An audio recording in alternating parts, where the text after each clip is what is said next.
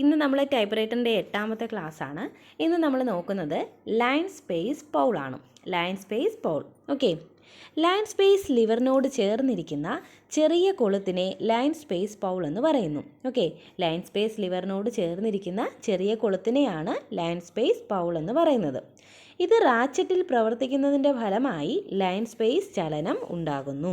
അപ്പോൾ line space Paul റാച്ചറ്റിൽ പ്രവർത്തിക്കുന്നതിൻ്റെ ഫലമായാണ് എന്തുണ്ടാകുന്നത്?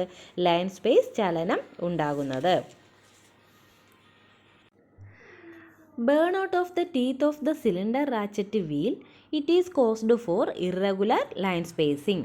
അപ്പോൾ എന്താണ് burn out of the teeth of the cylinder ratchet wheel? Cylinder ratchet വീലിൻ്റെ എന്താണ് പല്ലുകൾക്ക് എന്താണ് പൊട്ടലുണ്ടായാൽ എന്ത് സംഭവിക്കും? ഇറഗുലർ ലൈൻ സ്പേസിംഗ് ഉണ്ടാവും.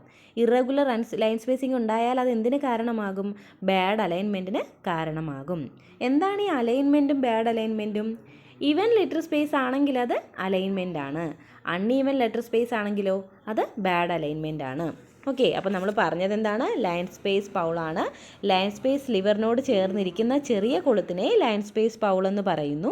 ഇത് റാച്ചറ്റ് വീലിൽ പ്രവർത്തിക്കുന്നതിൻ്റെ ഫലമായാണ് ലൈൻ സ്പേസ് ചലനം ഉണ്ടാകുന്നത്.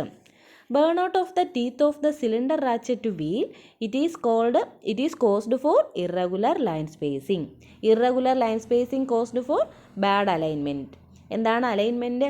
ഈവൻ ലെറ്റർ സ്പേസ് അലൈൻമെൻറ്റും അൺഈവൻ ലെറ്റർ സ്പേസ് ബാഡ് അലൈൻമെൻറ്റും ആണ്. ഓക്കെ, നെക്സ്റ്റ് പേപ്പർ ബെയിലാണ്. പേപ്പർ ബെയിലിൻ്റെ മറ്റു പേരുകളാണ് over head paper bail, paper bail അല്ലെങ്കിൽ ഓവർ ഹെഡ് പേപ്പർ ബെയിൽ. ഇത് എവിടെയാണ് കാണുന്നത്? Top of the cylinder. സിലിണ്ടറിൻ്റെ ഏറ്റവും മുകൾ ഭാഗത്തായിട്ടാണ് എന്ത് കാണുന്നത്? Paper bail. പേപ്പർ ഫ്ലട്ടർ ചെയ്യാതിരിക്കാനും ഒരു പേപ്പറിൻ്റെ ബോട്ടം എൻഡ് വരെ ടൈപ്പ് ചെയ്യാനും സഹായിക്കുന്നു. അപ്പോൾ പേപ്പർ എന്താണ്, ഇപ്പോൾ കാറ്റടിക്കുമ്പോഴോ എന്താണ് പേപ്പർ എന്താണ് ആടിപ്പോവാതിരിക്കാൻ വേണ്ടിയിട്ടും പിന്നെ എന്താണ് പേപ്പറിൻ്റെ ലാസ്റ്റ് വരെ ബോട്ടം എൻഡ് വരെ നമുക്ക് ടൈപ്പ് ചെയ്യാനും സഹായിക്കുന്നതാണ് പേപ്പർ ബെയിൽ. പേപ്പർ ബെയിലിൽ 2 പേപ്പർ ബെയിൽ റോളറുണ്ട്. അപ്പോൾ അതിൻ്റെ 2 സൈഡിലുമായിട്ട് 2 പേപ്പർ ബെയിൽ റോളറുണ്ട്. ഈ റോളർ നിർമ്മിച്ചിരിക്കുന്നത് സോഫ്റ്റ് റബ്ബർ കൊണ്ടാണ്. Okay, paper bail is used for pressing the paper. അപ്പം നമ്മൾ വെക്കുന്ന പേപ്പറിനെ പ്രസ് ചെയ്ത് വെച്ചിട്ട് പേപ്പർ ഫ്ലട്ടർ ചെയ്യാതെ സൂക്ഷിച്ച് പേപ്പറിൻ്റെ ലാസ്റ്റ് വരെ എൻഡ് വരെ ടൈപ്പ് ചെയ്യാൻ വേണ്ടി സഹായിക്കുന്നതാണ് എന്ത്? പേപ്പർ ബെയിൽ അല്ലെങ്കിൽ over head paper bail. Okay, next paper shelf. Paper ഷെൽഫിൻ്റെ മറ്റ് പേരുകളാണ് പേപ്പർ ടേബിൾ അല്ലെങ്കിൽ paper rest plate. Paper table അല്ലെങ്കിൽ പേപ്പർ റെസ്റ്റ് പ്ലേറ്റ്. പേപ്പർ ടേബിളിലാണ് പേപ്പർ നിലകൊള്ളുന്നത്. ഓക്കെ, നമ്മൾ പേപ്പർ വയ്ക്കുന്നത് എവിടെയാണ്? പേപ്പർ ടേബിളിലാണ്. ഓയിൽ പാർട്സിൽ നിന്നും പേപ്പറിനെ സംരക്ഷിക്കുന്നത് പേപ്പർ ഷെൽഫാണ്. ഓക്കെ, ഓയിൽ പാർട്സിൽ നിന്നും പേപ്പറിനെ സംരക്ഷിക്കുന്നത് പേപ്പർ ഷെൽഫാണ്. Behind the cylinder and front of the marginal rack. എന്താണ്? പേപ്പർ ഷെൽഫിൻ്റെ പൊസിഷനാണ്. ബിഹൈൻഡ് ദി സിലിണ്ടർ ആണ്, സിലിണ്ടറിന് പുറകിലുമാണ്. പിന്നെ എന്താണ്? മാർജിനൽ റാക്കിന് ഫ്രണ്ടിലുമാണ്. ഓക്കെ, അപ്പോൾ നമുക്ക് ഒന്നുകൂടി നോക്കാം. ലൈൻ സ്പേസ് പോൾ എന്ന് പറഞ്ഞാൽ ലൈൻ സ്പേസ് ലിവറിനോട് ചേർന്നിരിക്കുന്ന ചെറിയ കൊളുത്താണ് ലൈൻ സ്പേസ് പോൾ. ഇത് റാച്ചറ്റിൽ പ്രവർത്തിക്കുന്നതിൻ്റെ ഫലമായി ലൈൻ സ്പേസ് ചലനം ഉണ്ടാകുന്നു.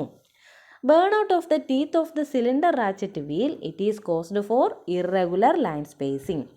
Irregular line spacing caused for bad alignment. Alignment എന്താണ്? Even letter space, bad alignment uneven letter space. ഇനി പേപ്പർ ബെയിൽ അല്ലെങ്കിൽ over head paper bail. Top of the സിലിണ്ടറിലാണ്. അതിൻ്റെ പൊസിഷൻ എവിടെയാണ്? Top of the cylinder. Paper flutter ചെയ്യാതിരിക്കാനും ഒരു പേപ്പറിൽ bottom end വരെ ടൈപ്പ് ചെയ്യാനും സഹായിക്കുന്നു.